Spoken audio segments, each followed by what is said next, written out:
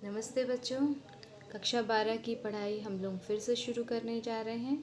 इसके लिए मैंने खंड ख का पहला पार्ट का मैंने एक वीडियो आपसे शेयर किया था, जिसमें कि सीखना क्या है इसको हम लोगों ने समझा था।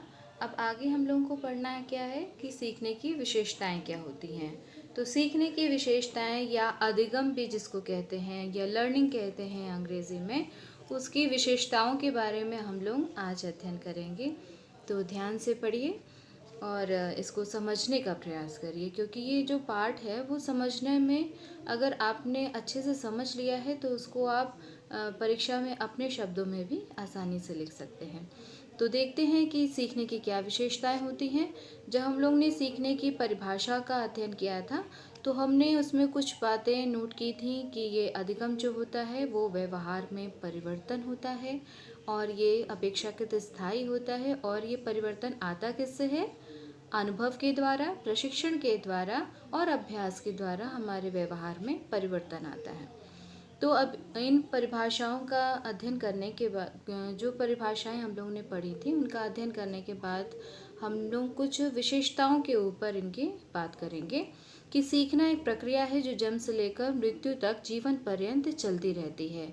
यानी जीवन भर हम कुछ ना कुछ सीखते हैं, और हमने आपसे पहले भी बताया है कि हम लोग माता के गर्भ से लेकर अपने मृत्यु तक हम कुछ ना कुछ सीखते रहते हैं। प्रतिदिन, प्रतिक्षण, किसी भी व्यक्ति से, किसी भी जानवर से, किसी और प्रकृति से भी हम बहुत कुछ सीखते हैं। तो यानी एक निरंतर सतत चलने वाली प्रक्रिया है जिसके द्वारा हर प्राणी शब्द यहाँ पर इसलिए इस्तेमाल किया जा रहा है कि केवल मनुष्य ही नहीं सीखते हैं बल्कि जानवर और पक्षी भी सीखते हैं। इसलिए सीखना एक सतत प्रक्रिया है जो कि जन्म से मृत्यु तक जीवन पर्यंत चलती रहती है। अधिगम एक मानसिक प्रक्रिया है जो अपने परिवेश और परिस्थितियों में समायोजन करती है। जब आप नई परिस्थिति में जाते हैं, नए विद्यालय में जाते हैं, तो वहाँ के वातावरण के अनुसार अपने आप को ढालते हैं, सोच विचार करते हैं कि इस परिस्थिति के अनुसार आपको अपने आप को किस प्रकार से परिवर्तित करना है। अगर आपके सोने का समय और उठने का समय विद्यालय के अनुकूल नहीं है तो आप उसमें परिवर्तन लाते हैं। यानी कि एक सोचा समझा कार्य है ये अधिगम। उस आशय ये एक मानसिक प्रक्रिया यानी सोच विचार करके हम किसी कार्य को करते हैं। अगला है अधिगम से आशय उस ज्ञान से है जो बताता है कि बदली हुई परिस्थितियों में किसे क्या व्यवहार करना चाहिए। जब परिस्थितियां बदलती हैं तो आपका व्यवहार भी बदल जाता है। घर में आप अलग प्रकार से व्यवहार करते हैं और विद्यालय में आपका व्यवहार भिन्न होता है, क्योंकि यहाँ पर आप शिक्षकों के सामने, प्रधानाचार्यों के सामने होते हैं और यहाँ के नियम कानून का पालन करना आपके लिए अत्यंत ही आवश्यक होता है। और जब आप घर पर होते हैं तो अपने भाई बहनों से लड़ाई भी करते हैं और उसके लिए दंड भी पाते हैं, लेकिन फिर भी आप नहीं सुधरते हैं। स्कूल में भी आप ऐसा करते हैं। लेकिन ये एक ऐसा ज्ञान है जो कि हमें बदली हुई परिस्थितियों में किस प्रकार से व्यवहार करना है वो सिखाता है। यानी कि आप जब स्कूल में हैं तो आप जानते हैं कि आपको किस प्रकार का व्यवहार करना है, और जब आप किसी का ज्ञान को प्राप्त कर लेते हैं तो आप आने वाली परिस्थितियों में उसका उपयोग करते हैं। जैसे आपने पहाड़ा सीख लिया है, पहाड़ा या टेबल्स आपने गणित में सीखे हैं, और गणित जब एक बार आप टेबल सीख लेते हैं या पहाड़ा सीख लेते हैं तो जब गुणा और भाग के सवाल आपको सिखाए जाते हैं तो आप उसमें उनका सरलता से उपयोग करते हैं। यानी कि जो आपने पहाड़े का ज्ञान प्राप्त किया था उसको आपने अगली परिस्थिति में या अगली समस्या को हल करने में उपयोग कर लिया है। अगला है अधिगम औपचारिक और अनौपचारिक दोनों प्रकार की परिस्थितियों में दिखाई देता है। औपचारिक और अनौपचारिक। औपचारिक शिक्षा के बारे में आप पिछले वर्ष पढ़ चुके हैं कि औपचारिक शिक्षा वो होती है जो विद्यालय में होती है, जिसका एक निश्चित समय होता है, निश्चित नियम होते हैं, समय का उसमें बंधन होता है कि हर एक कार्य पूर्व निश्चित नियम के अनुसार ही वहाँ पर किए जाते हैं और उसके लिए एक स्थान भी निश्चित होता है। और अनौपचारिक शिक्षा क्या होती है? जो हम घर में पाते हैं, खेल कूद के मैदान में, या अपने आसपास रहने वाले सभी लोगों से जो ज्ञान हम प्राप्त करते हैं वो हमारी औपचारिक शिक्षा होती है। तो अधिगम औपचारिक और अनौपचारिक दोनों ही परिस्थितियों में संभव होता है। औपचारिक परिस्थिति में हम विद्यालय में सीखते हैं और अनौपचारिक रूप से हम अपने घरों में सीखते हैं। अधिगम के परिणाम स्वरूप अनुभव, ज्ञान, अभिवृत्ति आदि का अर्जन होता है। यानी कि जैसे जैसे अधिगम या हम सीखते चले जाते हैं, वैसे ही हमारा अनुभव बढ़ता है, हमारा ज्ञान बढ़ता है और हमारी अभिवृत्ति। अभिवृत्ति क्या होती है? हमारे विचार, हमारी राय, हम क्या सोचते हैं किसी के बारे में, या किसी घटना के बारे में, या किसी प्रथा के बारे में हम क्या सोचते हैं कि सती प्रथा, दहेज प्रथा, आतंकवाद, जातिवाद, क्षेत्रवाद, इसके बारे में हमारी क्या सोच है, उसी को हम अभिवृत्ति कहते हैं कि हम क्या राय रखते हैं। जब हम किसी चीज़ के बारे में या किसी टॉपिक पर विचार विमर्श करते हैं तो हमारी एक राय बनती है, वो दूसरों की नहीं होती है, वो हमारी स्वयं की होती है, उसी को हम अभिवृत्ति कहते हैं। और जैसे जैसे हम सीखते हैं, बड़े होते हैं, हमारी अपनी एक राय या अभिवृत्ति बन जाती है कि हम क्या पसंद करते हैं और क्या चीज़ अपने समाज में होते हुए देखना चाहते हैं। अधिगम के परिणाम स्वरूप इस प्रकार से हमारा ज्ञान बढ़ता है, हमारे अनुभव बढ़ते हैं और हमारी अभिवृत्ति भी बदलती है। लेकिन आप जिस परिस्थिति में रहते हैं उसी प्रकार का ज्ञान, अनुभव और अभिवृत्ति आपके अंदर विकसित होती है। इसलिए अच्छे व्यक्तियों के संपर्क में रहने से आपके अंदर अच्छा ज्ञान, अच्छा अनुभव और अच्छी बातें सीखते हैं आप। क्योंकि अधिगम के साथ एक चीज़ और है कि हम गलत भी सीखते हैं और सही भी सीखते हैं। विद्यालय में आपको केवल सही बातें या अच्छी बातें सिखाई जाती हैं और अब विद्यालय के बाहर आप कई सारी गलत बातें भी सीखते हैं, वो भी अधिगम में आता है। सीखना किसी भी प्रकार का हो, चाहे वो अच्छा हो या बुरा हो, उचित हो या अनुचित हो, वो सीखना ही कहलाता है। और विद्यालय में आपको उचित अनुचित में अंतर सिखाया जाता है और सही और गलत में अंतर आपकी शिक्षिकाएं आपको समझाती हैं और सिखाती हैं, जिसके अनुसार आप अपने आप को परिवर्तित करते हैं, अपने व्यवहार में परिवर्तन लाते हैं। अधिगम व्यवहार के संज्ञानात्मक, भावात्मक और मनोपेशीय सभी क्षेत्रों को प्रभावित करता है। संज्ञानात्मक क्या क्षेत्र होता है? जो कुछ भी हम सीखते हैं, समझते हैं, देखते हैं, आपके जो ज्ञानेंद्रियां हैं उनके ज़रिए जो आप ज्ञान हासिल करते हैं वो सभी संज्ञानात्मक पक्ष के अंतर्गत आता है। आपकी 5 ज्ञानेंद्रियां हैं। पहला होते हैं आँख, नाक, कान, त्वचा और जीभ, जिससे आप स्वाद लेते हैं, सूंघते हैं, देखते हैं, सुनते हैं और महसूस करते हैं। ये सभी ज्ञानेंद्रियां आपको आसपास के वातावरण का ज्ञान प्रदान करती हैं। ये संज्ञानात्मक पक्ष है जिनके द्वारा आप सीखते हैं। संज्ञानात्मक जो पक्ष है वो आपके ज्ञानेंद्रियों के ऊपर, आपके कर्मेंद्रियों के ऊपर निर्भर करता है कि आप इनके ज़रिए ही आप सीखते हैं। दूसरा होता है भावात्मक पक्ष। जब आप किसी वस्तु को देखते हैं और उसको देखने के पश्चात आपके मन में जैसे भाव आते हैं, भावनाएं आती हैं, आपको अच्छा महसूस होता है या बुरा महसूस करते हैं या दुख महसूस करते हैं या घृणा महसूस करते हैं या क्रोध महसूस करते हैं या प्रेम की भावना आपके अंदर आती है, तो ये भावात्मक पक्ष है, जिसको कि धीरे धीरे आप अपने व्यवहार के ज़रिए जाहिर भी करते हैं। मनोपेशीय यानी कि आपके मन और पेशियों के बारे में बात की जा रही है कि जब आप अपने हाथ पैरों के ज़रिए किसी कार्य को करते हैं या सीखते हैं, जैसे तैरना सीखना या साइकिल चलाना, ये मनोपेशीय पक्ष को बताता है। अधिगम चेतन, अचेतन और अर्धचेतन सभी स्तरों पर हो सकता है। चेतन यानी कि जिसकी चेतना आपको हो, जो कुछ भी आपके जीवन में हो रहा है या आपके आसपास है, उस सब की जो चेतना है, उसकी जानकारी आपके पास है, जो कुछ भी आप बता सकते हैं या जानते हैं, उसी को हम चेतन पक्ष कहते हैं। अचेतन में वो बातें आती हैं जो कि जिसके बारे में जानकारी आपको भी नहीं होती, लेकिन वो आपके जीवन की महत्वपूर्ण बातें हैं जो कि आपके व्यवहार के ऊपर अनजाने ही प्रभाव डाल रही होती हैं। बहुत ही गहरा प्रभाव पड़ता है अचेतन में छुपी हुई भावनाओं का। अचेतन में हमारा ईर्ष्या, द्वेष, घृणा और बुरे विचार, दबी हुई कुंठित इच्छाएं होती हैं जो कि व्यक्ति के व्यवहार को कहीं ना कहीं बुरा बनाती हैं, या उसकी दबी हुई इच्छाएं जिनको कि वो पूरा नहीं कर सकता है क्योंकि समाज में ये मान्य नहीं है, या समाज में ये इसे अच्छा नहीं माना जाता है, इसलिए वो अपनी इन भावनाओं को छुपा लेता है, दबा लेता है और जो उसके अंदर दूसरे के प्रति ईर्ष्या है, द्वेष है या जलन की भावना है, उसको वो छुपा लेता है। लेकिन पूछने पर क्या कोई कहता है कि मुझे इससे जलन है, या मैं इसकी तरक्की से खुश हूँ, या इसको अच्छे नंबर आ गए तो मैं इससे दुखी होगा? नहीं, कई बार आप खुद भी नहीं जानते हैं कि आपको अचानक से किसी व्यक्ति से आपको इतनी तकलीफ़ क्यों होने लगती है, क्योंकि उस व्यक्ति से कहीं ना कहीं आपके अचेतन में जुड़ी हुई भावनाएं होती हैं,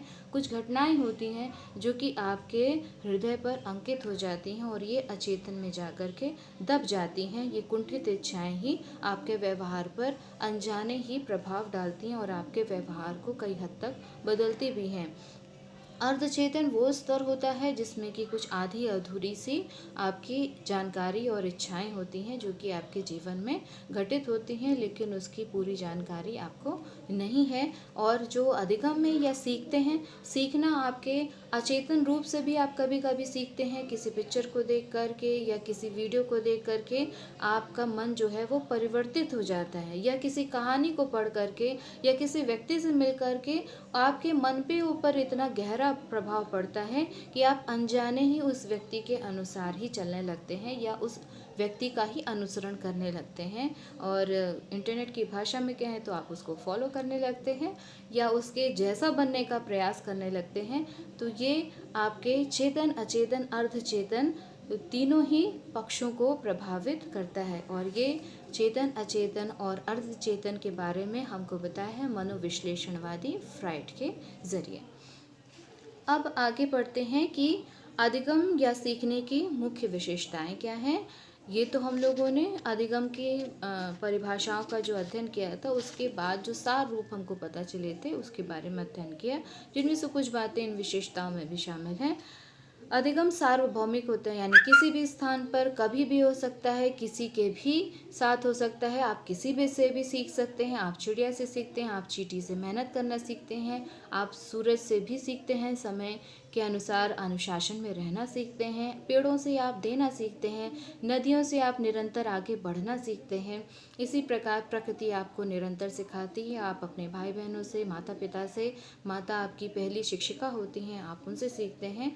और जब विद्यालय आते हैं, आप तो गुरुजन जो होते हैं वो आपको आपके जीवन की राह दिखाते हैं। और चूंकि आपके अंदर सारे गुण पहले से मौजूद हैं, जैसे कि एक बीज के अंदर पूरा वृक्ष मौजूद होता है, या उसके एक छोटे से बीज के अंदर एक बड़ा सा वृक्ष रहता है, और उसको केवल समय पर खाद, पानी और वातावरण की आवश्यकता होती है। ठीक उसी प्रकार से शिक्षक भी आपके लिए ये सारी व्यवस्थाएं करते हैं ताकि आपका पूर्ण विकास या सर्वांगीण विकास हो सके।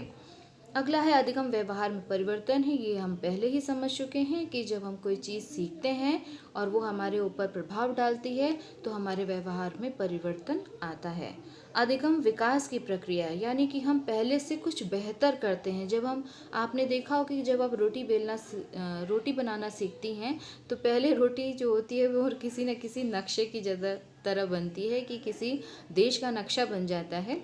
लेकिन जैसे जैसे आप अभ्यास करते हैं, 10 दिन में, 15 दिन में, 20 दिन में, 1 महीने में, आप बहुत अच्छी रोटियां बनाने लगते हैं। यानी कि दिन प्रतिदिन आपके व्यवहार में सुधार होता जा रहा है, या आपका व्यवहार में जो परिवर्तन है वो निरंतर विकास के पथ पर अग्रसर होता चला जा रहा है। तो इसीलिए हम कहते हैं अधिगम एक विकास की प्रक्रिया है, यानी कि हम निरंतर अपने व्यवहार को विकसित करते हैं, बढ़ाते हैं। विकास का मतलब है आगे बढ़ना, और भी ज़्यादा विकसित होना। तो अधिगम की जो प्रक्रिया है उसके ज़रिए हम बालकों के सर्वांगीण विकास के ऊपर ध्यान देते हैं। सर्वांगीण विकास क्या होता है? सर्वांगीण विकास के अंतर्गत शारीरिक विकास, मानसिक विकास, सामाजिक विकास, सांस्कृतिक विकास, नैतिक विकास, चारित्रिक विकास, ये सारे विकास आ जाते हैं, जिसके ज़रिए हम बालक का सर्वांगीण विकास करते हैं। और वो किसके ज़रिए होता है? अधिगम के ज़रिए या सीखने के ज़रिए होता है। अधिगम अनुकूलन है। अनुकूलन यानी अपने आप को ढाल लेना। यानी हम जिस भी परिस्थिति में रहते हैं उस परिस्थिति के अनुसार अपने आप को बदल लेना ही अनुकूलन कहलाता है। जैसे रेगिस्तान में ऊंट के पैरों में गद्दियाँ होती हैं, इसीलिए वो रेत में धंसता नहीं है, और जो कैक्टस होता है उसकी पत्तियां कांटों में बदल जाती हैं, जिससे कि वो पानी का क्षरण रोक लेता है या पानी की जो क्षति होती है उसको रोक लेता है। ये अपनी परिस्थिति के अनुसार अपने आप को ढाले हुए पेड़ हैं, जंतु हैं, जिसके कारण ये आसानी से रेगिस्तान में रह सकते हैं। इसी तरीके से हम अपने जीवन में अपने आप को भी परिस्थितियों के अनुसार परिवर्तित करते हैं। और जो लड़कियां नए स्कूल में जाती हैं या नए घर में जाती हैं, वहाँ पर भी अपने आप को उस वातावरण के अनुसार बदल लेती हैं। इसी को हम अनुकूलन कहते हैं। अधिगम प्रयोजन पूर्ण होता है, यानी कि जानबूझकर होता है, सोच समझ कर होता है, और कभी कभी अनजाने होता है, लेकिन उसका कोई उद्देश्य ज़रूर होता है। प्रयोजन का पूर्ण का होने का मतलब ये है कि इसका कोई ना कोई उद्देश्य ज़रूर है, यानी कि हम कोई काम कर रहे हैं तो उसके पीछे कोई कारण ज़रूर होगा। तो प्रयोजन ज़रूर किसी लक्ष्य को पर आधारित होता है, उसका कोई ना कोई लक्ष्य ज़रूर होता है। आप साइकिल चलाना क्यों सीखते हैं? क्योंकि आपको पता है कि आपके गांव से स्कूल तक जाने के लिए कोई और साधन उपलब्ध नहीं है। आप अगर साइकिल नहीं सीखेंगे तो आप विद्यालय कैसे जाएंगी और आपकी पढ़ाई जो है वो कैसे होगी। इसलिए आप साइकिल को सीखते हैं, और साइकिल को सीखना एक प्रयोजन है। आपको विद्यालय तक पहुंचना आवश्यक है, इसलिए आप साइकिल चलाना सीखते हैं। अधिगम निरंतर होता है, यानी लगातार होता है, हर पल होता है, हर दिन होता है। इसका कोई भी निश्चित समय नहीं होता है कि आप किससे सीखेंगे, ये भी निश्चित नहीं होता। आप किसी किताब से भी सीख सकते हैं, किसी इंटरनेट पर आने वाली किसी मूवी से भी सीख सकते हैं, किसी पिक्चर से भी सीख सकते हैं, किसी एडवर्टाइजमेंट से भी सीख सकते हैं। एडवर्टाइजमेंट क्या होता है? टीवी पर जो किसी सीरियल या किसी पिक्चर के बीच में जो प्रचार आता है, उस प्रचार के ज़रिए भी कई अर्थपूर्ण बातें आपको सिखाई जाती हैं, जो बहुत ही भावनापूर्ण होती हैं या आपके भावनाओं को कहीं छू जाती हैं। ऐसी कुछ अच्छी बातें को लेकर के भी कुछ प्रचार आते हैं, तो इन प्रचारों के ज़रिए भी आप निरंतर सीखते रहते हैं। अधिगम रचनात्मक होता है, यानी कुछ ना कुछ आप नया सीखते हैं, कुछ नया करते हैं। और कुछ नया आपने यूट्यूब पे देखा होगा, लोग प्रतिदिन नए नए वीडियो डालते हैं, नए नए तरीके के चीज़ें बनाते रहते हैं, टूटे फूटे बर्तनों से, प्लास्टिक से, चूड़ियों से, डिब्बों से, ढक्कन से। यानी कि कोई भी चीज़ ऐसी नहीं है घर की जो कि फेंकने लायक है, हर चीज़ से कुछ ना कुछ बनता है।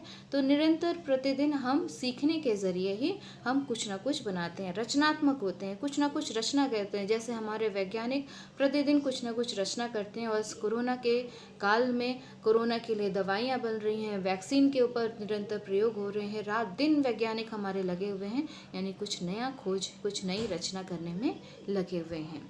अधिगम पूर्ण परिस्थिति के प्रति अनुक्रिया होती है। पूर्ण परिस्थिति यानी कि जो कुछ भी हमारे आसपास है उन सब के ऊपर विचार करने के बाद हम अपनी प्रतिक्रिया करते हैं या फिर हम कोई कार्य करते हैं। आपने जब देखा कि स्कूल पहुंचने का कोई और साधन नहीं है, तो आपको मजबूरी में साइकिल सीखना पड़ा। साइकिल से आपको डर भी लगता है, रोड पर साइकिल चलाने में आपको बहुत भय लगता है कि अब सामने से कोई जानवर आ गया तो क्या करेंगे, कोई गाड़ी आ गई तो क्या करेंगे, या किसी ने परेशान किया तो क्या करेंगे, अकेले कैसे जाएंगे। बहुत सारे प्रश्नों से आप घबराते हैं। लेकिन जब आप कोई रास्ता नहीं पाते हैं तो आप क्या करते हैं कि अपनी पूरी परिस्थिति का आपने अध्ययन किया कि इसके अलावा तो कोई चारा ही नहीं है।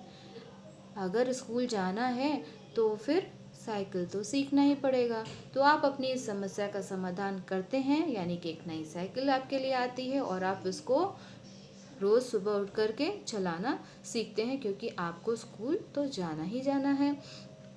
तो अधिगम जो होता है वो पूर्ण परिस्थिति के प्रति अनुक्रिया होता है, यानी कि पूर्ण परिस्थिति आप हर एक ऑप्शन यानी हर एक उपाय सोच लेते हैं कि पड़ोस के फलाने के साथ चले जाएंगे या ढिमकाने के साथ चले जाएंगे, ये फलाना बस जाती है इससे चले जाएंगे, लेकिन कोई भी उपाय आपके लिए उपयुक्त नहीं मिलता है। इसलिए अंत में आप सारी परिस्थिति का अध्ययन करने के बाद विचार करते हैं कि साइकिल तो मुझको सीखना ही पड़ेगा। अधिगम उद्दीपक और अनुक्रिया के मध्य एक संबंध है। आपने कभी छिपकली देखी है? ज़रूर देखी होगी। जब छिपकली सामने आती है तो डर के मारे चीख निकल जाती है और भाग जाते हैं आप। मैं भी भाग जाती हूँ, मुझे भी डर लगता है। छिपकलियाँ कई बार गिर भी जाती हैं। तो छिपकली क्या है? एक उद्दीपक है। केवल छिपकली उद्दीपक नहीं होती है, जो भी चीज़ हमें अपनी ओर आकर्षित करती है और प्रतिक्रिया करने के लिए उकसाती है, वो सभी उद्दीपक होते हैं। तो छिपकली क्या है? उद्दीपक है। और आपकी अनुक्रिया क्या होती है? चीख करके, डर करके भाग जाना। जैसे आपके कक्षा में शिक्षिका आती है तो आप खड़े होते हैं, उनका स्वागत करते हैं, तो टीचर यहाँ पर क्या हुई? उद्दीपक हो गई। और आपका खड़े होकर अभिवादन करना क्या हो गया? अनुक्रिया हो गया। तो इस प्रकार से जब आप पहली बार आए थे तो आपको नहीं पता था, उद्दीपक और अनुक्रिया के बीच में तब संबंध नहीं था। आप जब पहली बार कक्षा में आए तो आपको पता नहीं था कि जब शिक्षिका आती है तो खड़े होकर के उनको गुड मॉर्निंग मैडम कहना होता है। लेकिन आपने ये सीख लिया क्योंकि आपने बाद में जाना कि उद्दीपक जब टीचर आती हैं तो आपको अनुक्रिया अभिवादन करना होता है। पहले बच्चे भी छिपकली से नहीं डरते हैं, किसी भी जानवर को पकड़ के वो खेलने लगते हैं। आप चींटी देखिए, छोटे छोटे बच्चे जो होते हैं वो जानवरों से भी नहीं डरते हैं, लेकिन धीरे धीरे वो दूसरों को देख करके सीख जाते हैं कि हाँ, इस जानवर से डरा जाता है, अंधेरे से डरा जाता है, घर से बाहर निकलने से डरा जाता है। इसलिए वो हमसे सीखते हैं, हमारे व्यवहार को देखकर सीखते हैं या बड़ों के व्यवहार को देख के सीखते हैं। वो पहले से ही डरना नहीं जानते हैं किसी भी जानवर के प्रति। तो इस प्रकार से अधिगम और अनुक्रिया के बीच एक संबंध स्थापित हो जाता है। किसके जरिए? सीखना या अधिगम के जरिए हम उद्दीपक और अनुक्रिया के बीच में एक संबंध स्थापित करना सीख जाते हैं। जैसे कि आपने जब पहली बार आए, नहीं पता था, तो आपको बताया जाता है, टीचर बताते हैं या आपके अगल बगल के बच्चे बताते हैं, अरे खड़े हो, मैडम आ गई हैं, खड़े हो, गुड मॉर्निंग बोलो, तो आप अगली बार से करने लगते हैं क्योंकि एक बहुत ही सरल सी अनुक्रिया थी और आप इस कार्य को तुरंत ही सीख लेते हैं। अधिगम ज्ञानात्मक, प्रभावात्मक और क्रियात्मक पक्ष से संबंधित होता है। ज्ञानात्मक, जो कि अभी हमने बात की थी, संज्ञानात्मक पक्ष, और प्रभावात्मक यानी भावनाओं से संबंधित, और क्रियात्मक पक्ष यानी आपके हाथ पैरों से संबंधित। जब आप अपनी ज्ञानेंद्रिय के जरिए आसपास की चीज़ों का ज्ञान प्राप्त करते हैं तो वो ज्ञानात्मक पक्ष होता है। भावनाएं, जो आपकी किसी उद्दीपक को देखकर आपके मन में जो भावनाएं आती हैं वो भावात्मक पक्ष होता है। और क्रियात्मक यानी कि आप जैसे छिपकली को आपने देखा तो वो ज्ञानात्मक पक्ष हो गया। उसको देखकर आपके मन में घृणा की भावनाएं, घिन की भावनाएं, वो भावात्मक पक्ष हो गया। और आप चीख करके भाग गए तो ये क्रियात्मक पक्ष हो गया। तो ये तीनों चीज़ें एक दूसरे से जुड़ी हुई होती हैं। तो अधिगम ज्ञानात्मक, भावात्मक और क्रियात्मक पक्ष से संबंधित होता है। अधिगम स्थानांतरणीय है। स्थानांतरण कैसे? ये ट्रांसफ़र, दिमाग से निकाल करके ट्रांसफ़र कर देंगे कहीं और? नहीं, ऐसा नहीं है। अधिगम स्थानांतरणीय यानी कि एक प्रकार की परिस्थिति में सीखे गए कौशल अथवा समस्या के समाधानों का उपयोग व्यक्ति मिलती जुलती दूसरी परिस्थितियों में कर लेता है, अर्थात अधिगम का स्थानांतरण हो जाता है। जिसको रोटी बेलना आता है तो वो पूड़ी भी बेल सकता है, वो पराठा भी बना सकता है, वो भरवा पराठा भी बना सकता है। नहीं, एक चीज़ आपको एक बार बेलना आ जाए, जब आप एक सब्जी बनाना सीखते हैं तो बाकी सब्जियों को भी बनाना आपको पता चल जाता है। बस उसमें डालना क्या है वो डिफरेंट होता है, लेकिन बनाने का सबका तरीका, रसदार सब्जी का और सूखी सब्जी का तरीका लगभग एक ही जैसा होता है। तो एक ज्ञान जो है वो अगले ज्ञान को सीखने के लिए एक आधार का भी काम करता है, और सीखने का स्थानांतरण इसी को कहते हैं कि जब हमने एक चीज़ बनाना सीख लिया है तो हम दूसरी चीज़ को भी आसानी से उसी ज्ञान का उपयोग कर लेते हैं। इसी तरीके से जो बच्चे जो हैं फुटबॉल खेलते हैं या कोई किसी तरीके का खेल खेलते हैं जो कि हाथों या पैरों से संबंधित होता है, तो उसी तरीके के दूसरे गेम को खेलने में उनको आसानी होने लगती है। जिसको गणित के सवाल बहुत अच्छे से आते हैं वो भौतिक विज्ञान के सवालों को, जो गणित से संबंधित होते हैं, भौतिक विज्ञान के अंक गणितीय सवालों को बहुत आसानी से हल कर लेता है, क्योंकि वहाँ पर भी आपको गुणा, भाग, जोड़, घटाना वगैरह चीज़ें करनी होती हैं जो कि भौतिक विज्ञान में भी करनी होती हैं। तो एक प्रकार का एक परिस्थिति में सीखा गया ज्ञान दूसरी परिस्थिति में भी आपके लिए हेल्पफुल या उपयोगी साबित होता है। अधिगम में आनुवंशिकता एवं वातावरण दोनों का ही योगदान होता है। हम क्या सीखेंगे और कितना सीखेंगे ये हमारे ऊपर निर्भर करता है, यानी बच्चे के ऊपर निर्भर करता है। और हर व्यक्ति के सीखने की सीमा उसके ऊपर निर्भर करती है। यानी टीचर तो सबको एक बराबर सिखाता है, सारे बच्चे वही शब्दों को सुनते हैं, वही कुछ देखते हैं जो कि टीचर दिखाती है और बताती है, सुनाती है उनको। लेकिन कुछ बच्चे ज़्यादा सीखते हैं, कुछ बच्चे कम सीखते हैं और कुछ बच्चे बहुत देर में सीखते हैं। कई बार बताने पर, कई बार सीखने और सिखाने पर वो समझते हैं। तो ये उनके अपने बुद्धि पर निर्भर करता है। आपको पहले से पता है कि बुद्धि जो होती है वो जन्मजात होती है और माता पिता से प्राप्त होती है। उसी को हम आनुवंशिकता कहते हैं कि माता पिता से जो हमें गुण प्राप्त होते हैं उनको आनुवंशिकता कहते हैं। तो आनुवंशिक गुणों के कारण, यानी कि माता पिता से प्राप्त बुद्धि के आधार पर ही बच्चा कितना सीखेगा ये निर्भर करता है। और आपका वातावरण भी इसमें योगदान करता है। अगर आप ऐसे बच्चों के बीच में रहते हैं जो कि हर पल सीखने के लिए उत्सुक रहते हैं, यानी कि वो सीखने की दर उनकी कम है, बुद्धि कम है, फिर भी वो बार बार सीखना चाहते हैं कि नहीं मुझे सीखना ही है, तो वो निरंतर अभ्यास करते हैं और बार बार सीखने की, हर किसी से पूछते हैं कि ये बताओ मुझको ये कैसे होता है।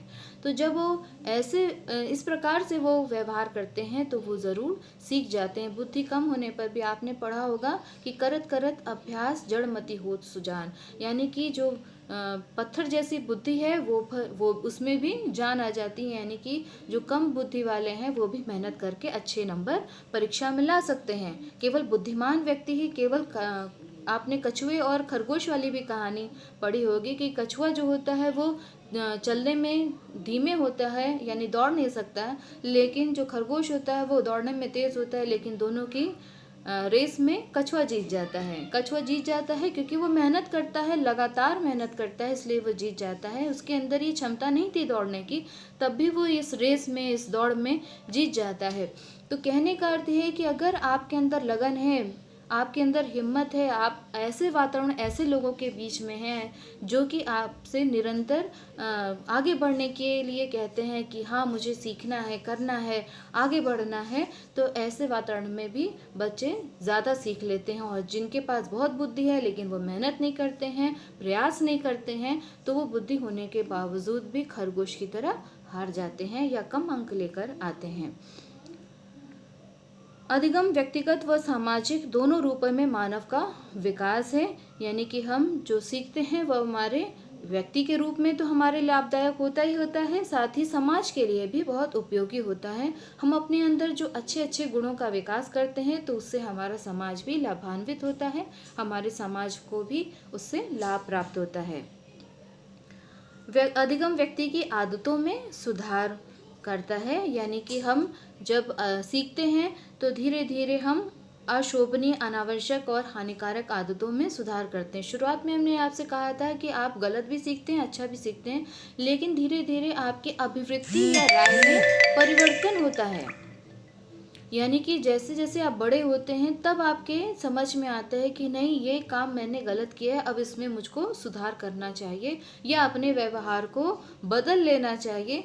और उसी दिन से आप इन गलत हरकतों को या गलत आदतों को छोड़ देते हैं या अशोभनीय और अनावश्यक बातों को अपने जीवन से निकाल देते हैं कि नहीं ऐसा मुझे नहीं करना चाहिए। जब लोग मजाक उड़ाते हैं आपका तो आप अपने ऊपर, गुस्सा तो आपको बहुत आता है उन लोगों के ऊपर, लेकिन आप जब ठंडे दिमाग से सोचते हैं कि क्या मेरे अंदर ऐसी गलत बात है या मेरे अंदर कोई ऐसी बुराई है जिसको कि मुझे दूर कर देना चाहिए या जिसमें बदलाव की ज़रूरत है, तो आप क्या करते हैं, अपने स्वभाव में परिवर्तन लाते हैं, सोच विचार करते हैं और सोच विचार करके दूसरों के अच्छे व्यवहार को सीखते हैं और अपने बुरे व्यवहार में बदलाव कर लेते हैं।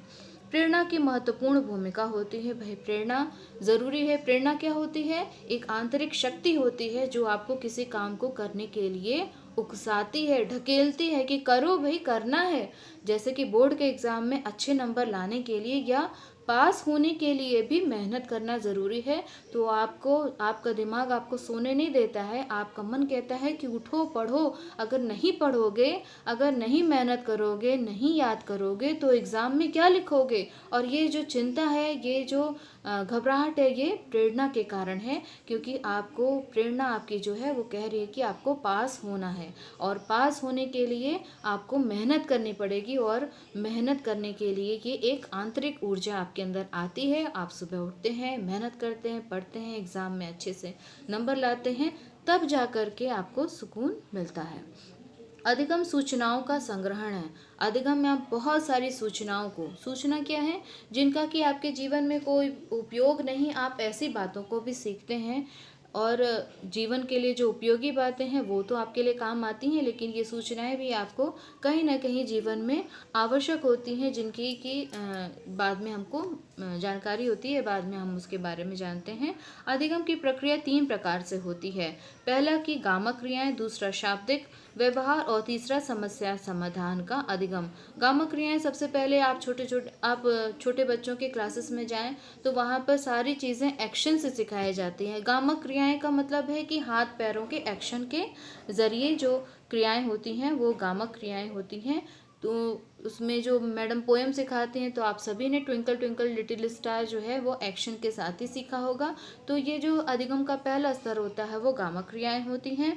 दूसरा शाब्दिक व्यवहार होता है, जिसमें कि आपको ABCD और शब्द और फिर वाक्य, फिर पैराग्राफ सिखाए जाते हैं। और तीसरा होता है, सबसे महत्वपूर्ण पद होता है, वो होता है समस्या का समाधान करना।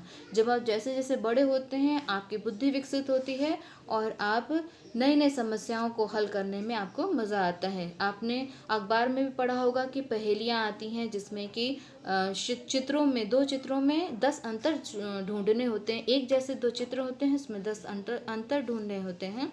तो इस तरीके से आप समस्याओं का समाधान करना, पहेली होती है, वर्ग पहेली होती है, सुडोकू होती है, जिसमें कि अंकों को सही स्थान पर रख करके आपके जो ज्ञान है उसकी परीक्षा भी हो जाती है और आपकी दिमागी एक्सरसाइज भी हो जाती है। आप इस प्रकार की पहेलियों को हल करके आप अपनी समस्या समाधान करने की एबिलिटी को या क्षमता को बढ़ा सकते हैं। तो इस प्रकार हम लोगों ने पढ़ा कि अधिगम की विशेषताएं क्या हैं, और ये बहुत ही महत्वपूर्ण है और आपके जीवन से, हमारे जीवन से, सभी से संबंधित है, क्योंकि हम सिखाने आते हैं, आप सीखने आते हैं, हम भी आपसे सीखते हैं, आप भी हमसे सीखते हैं। तो इस प्रकार सीखने सिखाने की जो प्रक्रिया है वो इस विद्यालय में चलती रहती है। तो आज की प्रक्रिया यहीं तक। नमस्कार।